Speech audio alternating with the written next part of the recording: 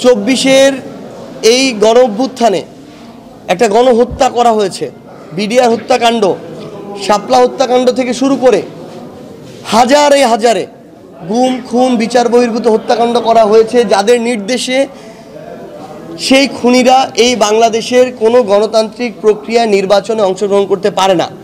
আওয়ামী লীগ এবং তাদের যারা দোসর জাতীয় পার্টি, তাদেরও আগামী নির্বাচনে অংশগ্রহণ করার কোনো অধিকার নেই।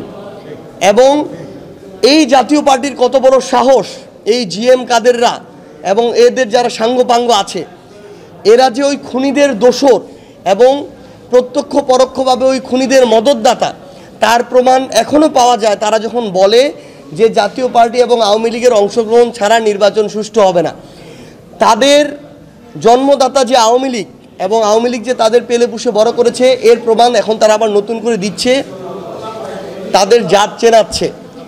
এই খুনিদের আগামীর বাংলাদেশের কোনো নির্বাচনে অংশগ্রহণ করার কোনো অধিকার নেই। বর্তমান ইসি আমাদের শাপলা প্রতীক দিতে গিয়ে তারা তাদের জায়গা থেকে লম্বা সময় একটা স্বেচ্ছাচারিতা করেছে এবং কোনো আইনগত বাধা না থাকা সত্ত্বেও আমাদেরকে শাপলা না দিয়ে শাপলা কলি দেওয়া হয়েছে। তারপরও যেহেতু সামনে নির্বাচন এবং এই এককেন্দ্রিক ইস্যু নিয়ে আবার দীর্ঘ সময়ের একটা লড়াই, এই বিষয়টাকে আমরা একপাশে রেখে, যেহেতু আমাদের সমর্থক এবং যারা শুভাকাঙ্ক্ষী রয়েছেন তারা ইতিমধ্যে এটিকে গ্রহণ করেছেন, আমরা শাপলা কলি নিয়েই যাচ্ছি। কিন্তু আমরা ইসিকে আমাদের জায়গা থেকে আহ্বান করব, তারা যদি এই একই ধরনের আচরণ আগামীতে করেন, তাদের উপরে কিন্তু আস্থার সংকট তৈরি হবে।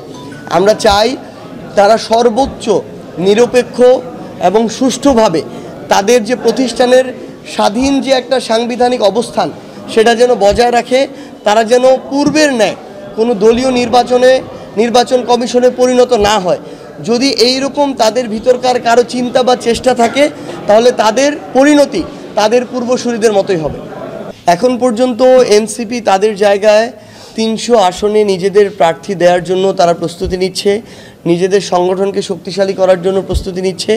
আমরা মনে করি আমরা যদি আমাদের সংগঠনকে শক্তিশালী করতে পারি, ডিসেম্বরের মধ্যে যদি প্রত্যেকটা ওয়ার্ডে আমাদের আহ্বায়ক কমিটি থাকে, তাহলে আমরা 300 আসনে আমাদের শক্তিশালী আমাদের প্রার্থী দিতে পারবো। আর অ্যালায়েন্সের বিষয়টা তো আলাদা বিষয়।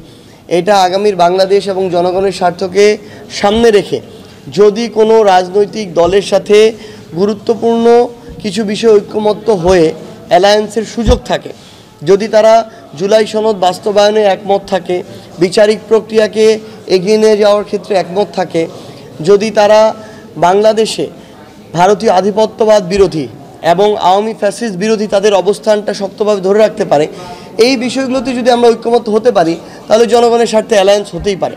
তবে এই বিষয়গুলো নিয়ে আলোচনা চলমান, এখন পর্যন্ত কোনো সিদ্ধান্ত হয়।